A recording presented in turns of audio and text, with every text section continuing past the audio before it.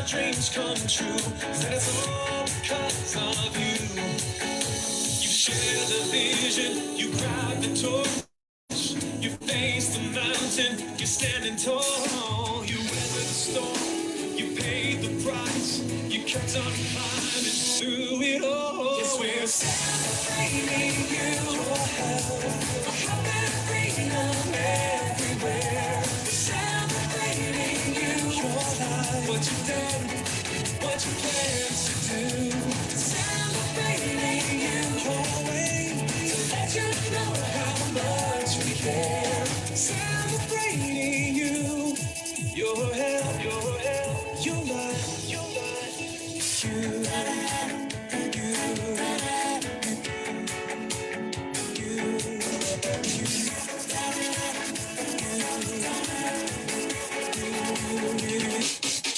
Yes, it's you who makes Usana what it's become today. And it's you who makes the difference, and you who leads the way. If I wanna be the very best and keep on breaking through, then I stop thinking of what I want and concentrate on you.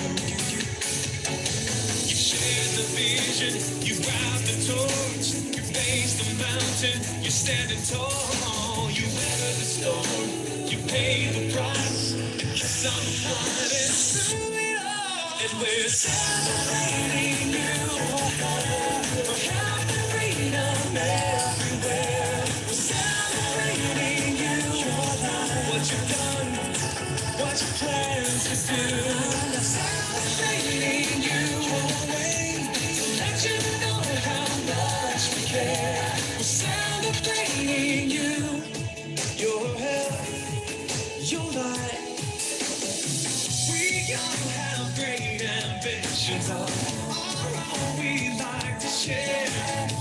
And we all need confirmation we'll achieve them if we dare. And for me to reach the stars that seem reserved for very few, I'll give the very best of me over you.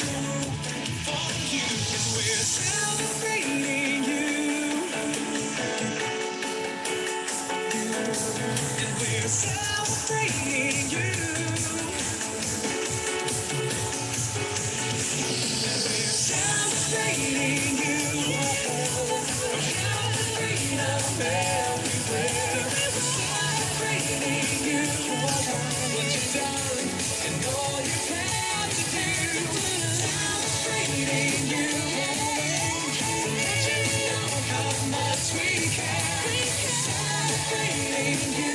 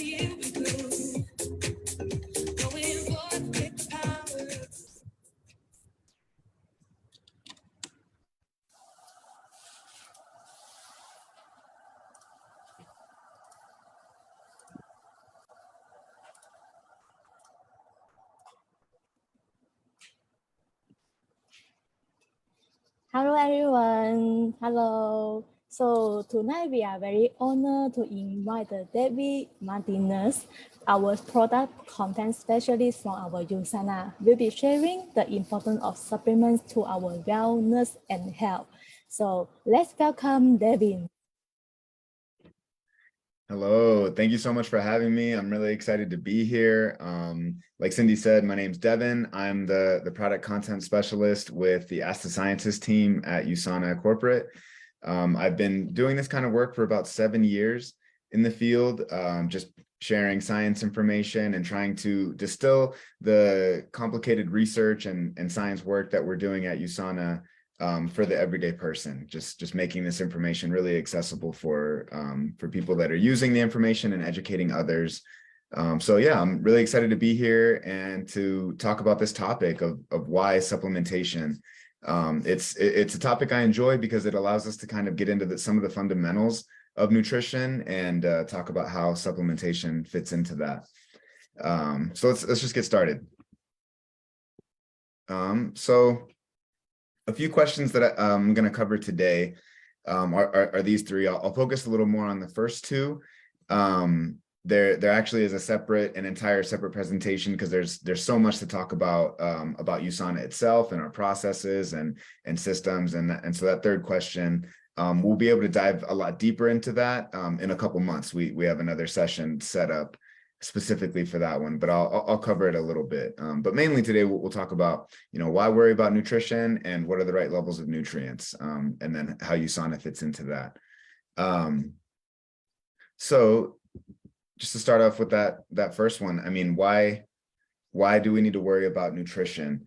We'll dive deep into this, but just a quick overview. We should really see nutrition as your body's foundation for health. When that foundation is solid, you are ensuring that you're getting your basic daily requirements for nutrients that you need, but you're also building up your stores of important vitamins and minerals. You're supporting your immune system, cognitive function, a variety of benefits when your nutrition is on point. But let's zoom out and kind of start at the beginning here. Dr. Wentz, who founded USANA, really this was kind of one of the things he would say often, and it really is part of his philosophy and the core philosophy and mission of USANA is the problem that we're living too short and dying too long.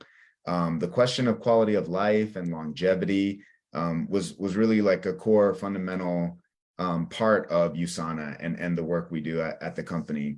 So this kind of like a fundamental question that drives our work and our products and everything. And it's an important question and an important problem because right now we're spending a majority of our healthcare dollars on the elderly. There's this significant portion of our life that is right now, it's filled with degenerative chronic diseases, illness and other conditions as we age, and a significant drop in quality of life for a lot of our lifetime. If we look at healthcare costs in general, they have tripled since 2000.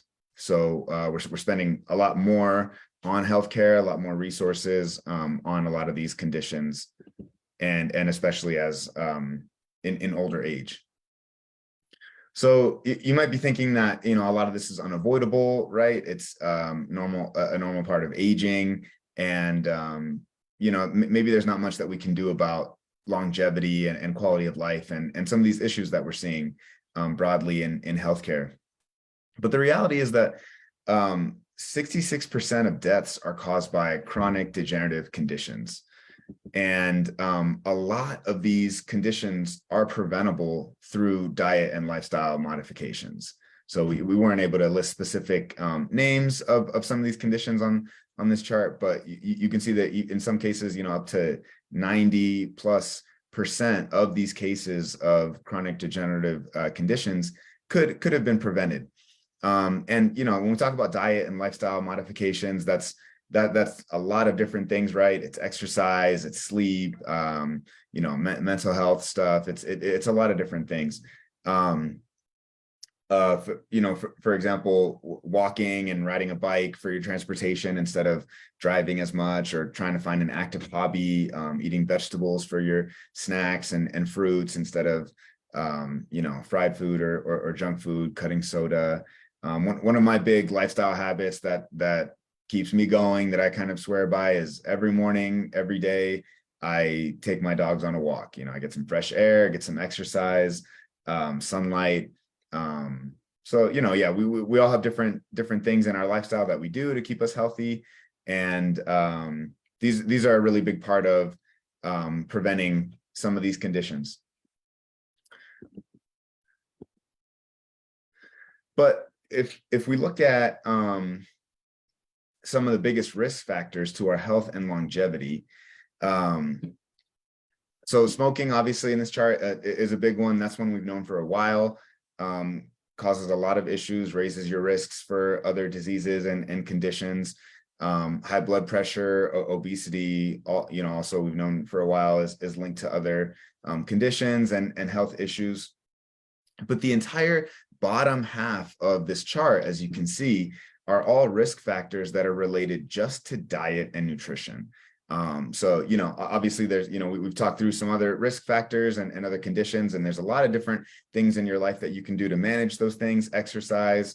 But this bottom half of risk factors are all focused on just diet and nutrition and issues with diet and nutrition. So pretty significant. And honestly, I would argue that some of these risk factors, even in the top half, are indirectly or related in some way to nutrition as well.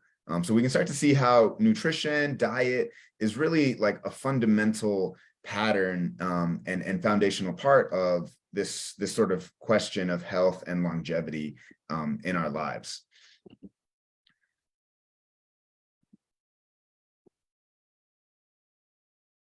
So just looking into some more data specifically on mortality that's linked to diet and problems of diet and nutrition. This chart is the left scale here is in deaths per million, and the bottom scale, as you'll notice, the bars are divided out based on different nutrients that are deficient in the diet.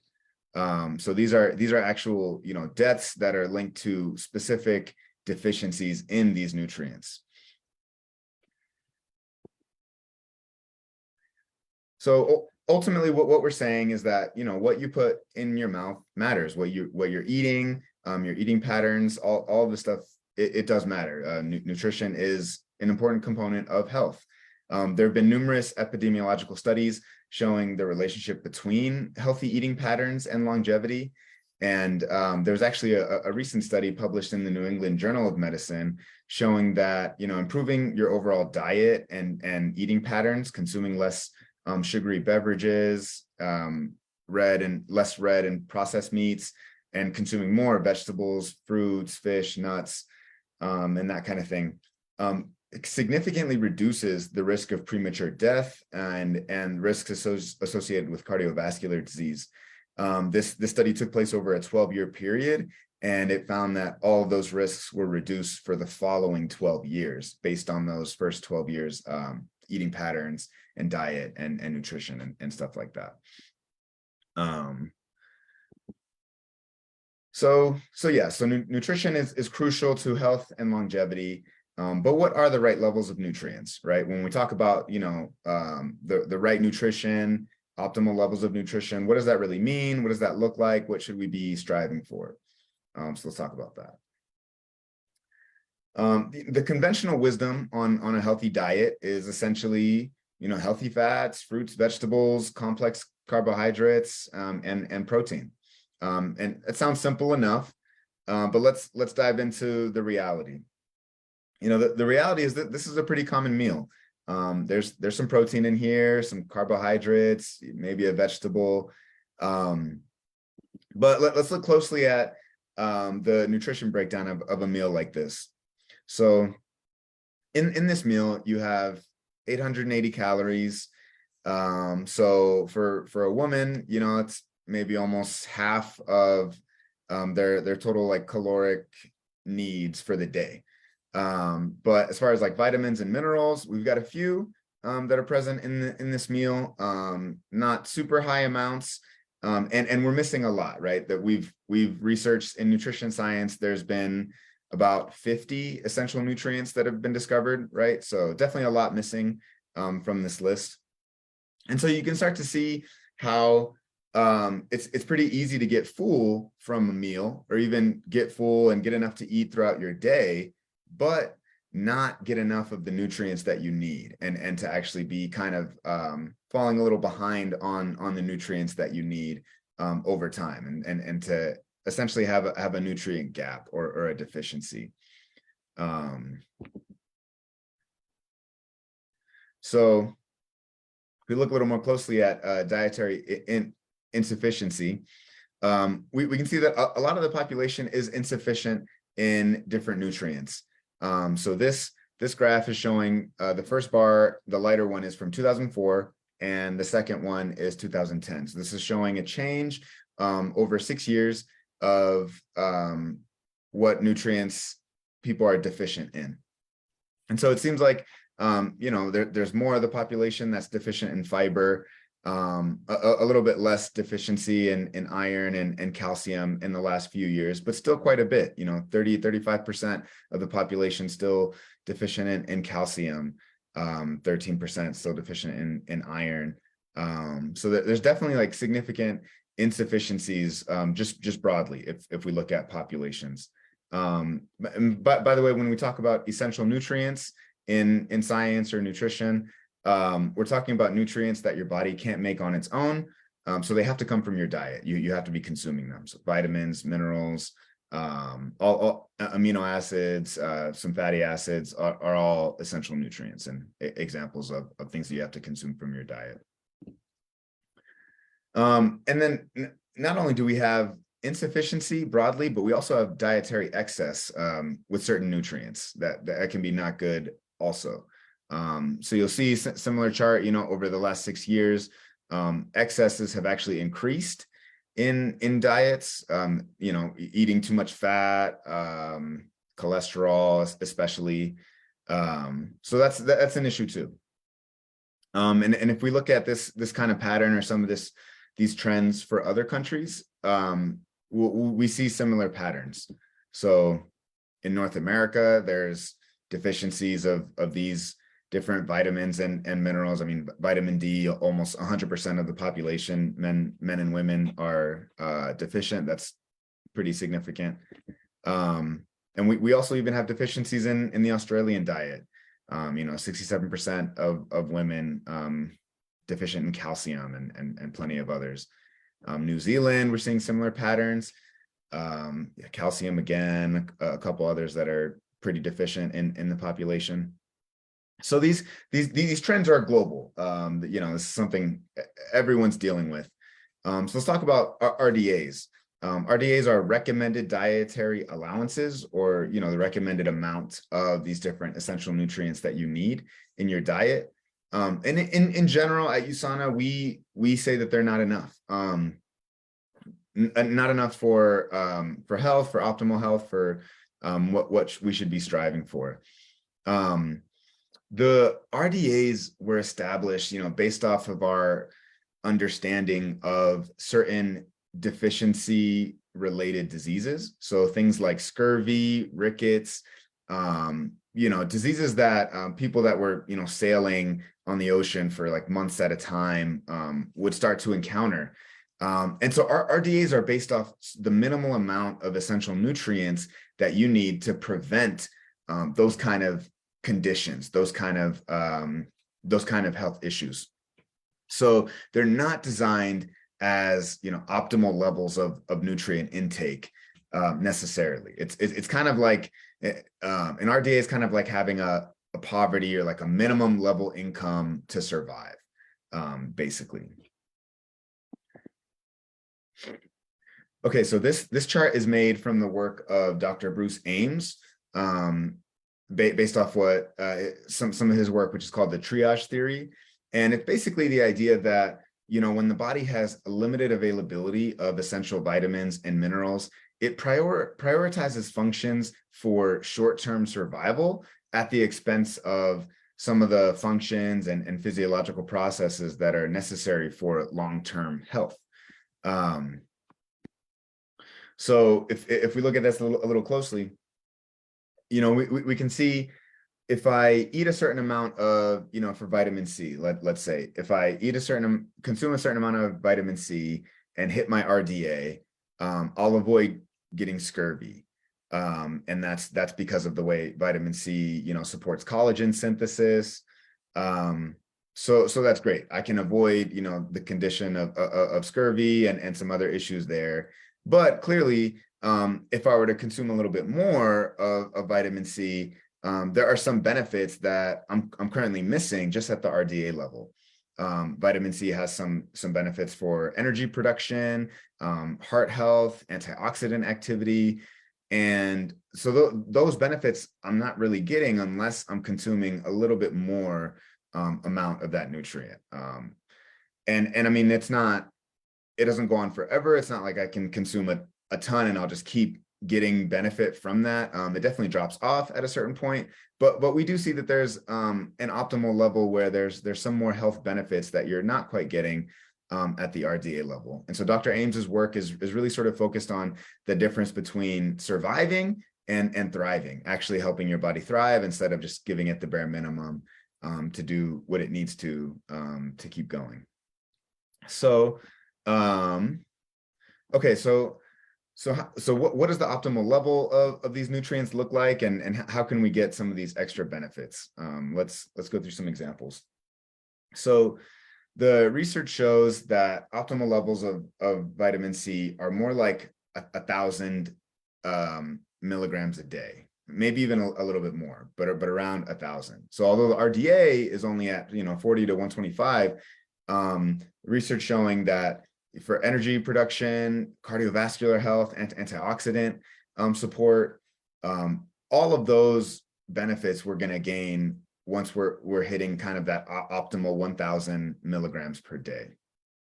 But to consume that from whole foods alone, this is kind of what we're looking at. Is you would need to consume 10 glasses of orange juice, for example, to actually get that amount of that nutrient from whole foods alone. That's about 1,000 calories. So let's go get into another example. Vitamin E, similar story. RDA for vitamin E is 6 to 28 IUs, but there's some added benefits for vitamin E for heart health and some other bodily functions as well that we don't get until we're getting to that optimal level that's closer to around 200 IUs. And there's research showing that some of these benefits are gained once you get to that 200 IU level of vitamin E consumption. But what would it take to get that from whole foods? We're looking at 1.5 pounds of roasted almonds, for example, to get enough vitamin E to actually meet that optimal amount in one day. So yeah, for example, that's another 0.75 kilos for almonds, and that's another 4,500 calories. So with the orange juice plus the almonds, we're at 5,500 calories already. So another example, vitamin D, the RDA for vitamin D is 400 to 800 IUs per day. But the research shows that there's support for immune function, glucose metabolism, muscle, heart health as well. And all of these benefits come from consuming a level of vitamin D that's closer to about 4,000 IUs per day. But once again, if your milk is fortified, you're looking at 34 glasses of milk or about 4 liters of milk. I don't know about everyone on this call. I'm lactose intolerant. I am not drinking that much milk. I won't drink that much milk. So if you're anything like me, it's just super unrealistic that we'll be able to consume this amount of from just a whole food source to be able to get the optimal level of this nutrient. That's another 3,000 calories. I think between these examples, we're at like 8,000 plus calories just for these few nutrients. So yeah, it can be really difficult to get the right amount of optimal levels of nutrients from whole foods alone. These kind of patterns are true for all essential nutrients, that there's some extra benefits as we're trying to get to the optimal level that's found in the research, as opposed to just sticking to the minimum RDA. But the problem is that, as we talked about earlier, we're falling short of our RDAs already, even the bare minimum, right? A lot of populations across the globe in different countries are even lower than their recommended daily allowances for different nutrients. And so yeah, to think about, what it would take to reach optimal levels of nutrients, when at this point we're many people in our populations are actually having deficiencies, even based on the RDA, the minimum amount. So a couple options here. You can really try to perfect your diet and try to eat perfectly every single day and find a way to like consume the right, the optimal amounts of all of these foods. But I would argue that one of the easiest ways to get here, to kind of solve this problem and get to that optimal amount is supplementation. Supplementation is what's going to allow you to fill that nutrient gap, boost your intake closer to those optimal levels, and still eat a reasonably healthy diet while having some of that nutrition insurance, as part of your foundation. So when it comes to supplements, that's where Usana comes in. That's kind of our role to play in all of this, and the question of longevity, quality of life, and health is producing premium quality supplements. So how do we do that? There's a couple core tenets at Usana that I think really set it apart, and those two things are quality and science. These two elements I think really define everything at Usana. We have high quality products and science backed products and science work embedded into everything that we do and every product that we produce. But in order to have a scientific foundation, you have to do science. A lot of people talk about science and might mention it or reference it, but it takes work. It takes a lot of investment. It requires resources, infrastructure, and you have to constantly be doing science to be able to stay up to date and actually have that substantiation embedded in your final product. So the way that we're able to do this, or a big part of it at least, is that we have a network of both national and international partnerships, different academic institutions, hospitals, NGOs, a lot of different partners that help us complete this work on an ongoing basis. Usana is constantly performing new research, publishing new clinical trials and studies. You can find all of our publications on Ask the Scientists, and as well as PubMed and Google Scholar and all of the scientific journals.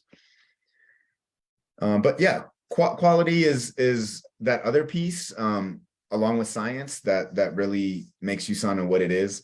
To make a premium product, you have to have quality built into each step of the process, from the source ingredients to the manufacturing, all the way to the distribution. And yeah, in a couple months, we'll have another session where we really dive into all of Usana's processes and the systems that we use to maintain that. But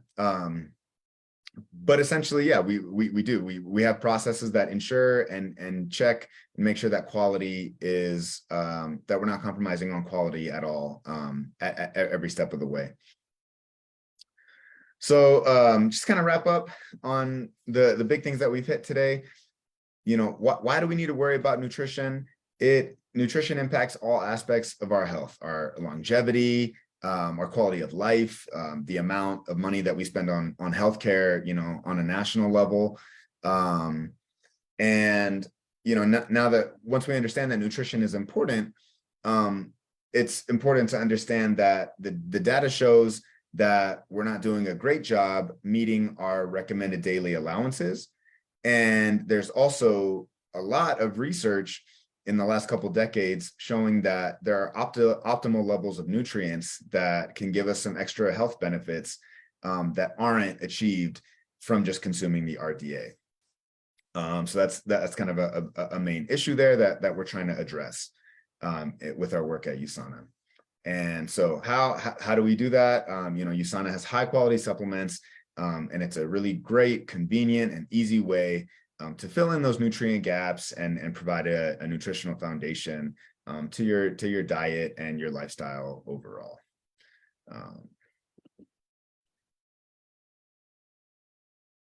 Yeah, so that's pretty much what I wanted to talk about today. Once again, I'm with the Ask the Scientist team, and our website is always being updated and added to with more information and analysis of this kind of stuff. Highly recommend you to use it as a resource. You can always feel free to ask us questions. There's email links on our page where you can get right to our team and we can respond to you directly. But there's also, a ton of resources for you to use and share to get more information on any of this stuff.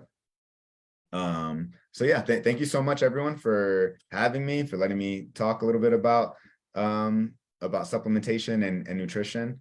And yeah, I think we'll end it here, but thank y'all so much and look forward to doing this again.